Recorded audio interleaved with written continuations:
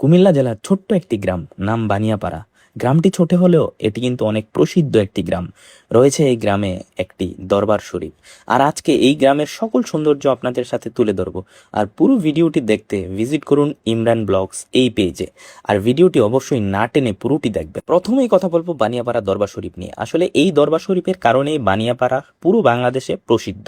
আর এই বানিয়াপাড়াতে প্রতি বছর হয়ে থাকে বড় আকারের একটি মাহফিল। এখানে জমায়েত হয় লাখো মানুষ পুরো বাংলাদেশ থেকে। আর মসজিদের পাশেই রয়েছে একটি সুন্দর দোকান। আর এই দোকানের এই জায়গাটি খুবই চমৎকার লাগে আমার। তারপর একটু ভিতরে গেলেও কিছু দোকানপাট দেখা যায়। একটু সামনে যেতে আপনার চোখে পড়বে এই সুন্দর পুকুরটি, আর পাশেই রয়েছে সুন্দর একটি রাস্তা।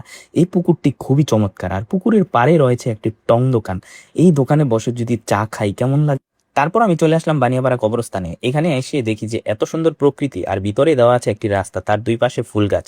আর এত সুন্দর কবরস্থান আমি কোথাও দেখিনি আশেপাশের গ্রামগুলোতে। তাই আমি এখানে কিছুটা সময় অতিবাহিত করি, আর এখানে সৌন্দর্য আমাকে মুগ্ধ করে। পর সরাসরি চলে আসে বানিয়াপাড়া প্রাইমারি স্কুলে, যেটি 1940 সালে প্রতিষ্ঠিত হয়েছে। আর এটি কিন্তু অনেক আদিকালের একটি সরকারি প্রাইমারি স্কুল। তারপর আমি ঢুকে যাই গ্রামের ভিতরে। আর গ্রামের ভিতরে ঢুকে গিয়ে প্রথমে দেখি পীর সাহেবের বাড়ি। আর এই বাড়িটি আমার কাছে খুবই চমৎকার লাগে। একটি বড় উঠান দেখা যায়।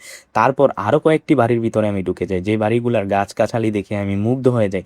তারপর আমি কিন্তু চলে আসি একটি সুন্দর প্লেস বলতে যদি হয়, বানিয়াপাড়ার সবচেয়ে চমৎকার একটি প্লেস হচ্ছে এটি। এই রাস্তাটি পুরোপুরি আমাজনের মতো। এখানে আসলে আপনি আমাজনের ফিল পাবেন। আমিও ঠিক সেটাই পেয়েছি। তারপর আমি চলে আসি একটি পুরনো বাড়িতে। আর এই বাড়িটি দেখে আমার খুবই ভালো লাগে। এখানে কিন্তু বিভিন্ন দেশ থেকেও মানুষ ঘুরতে আসতে পারেন দেখার জন্য। আর গাটলাটিও কিন্তু চরম।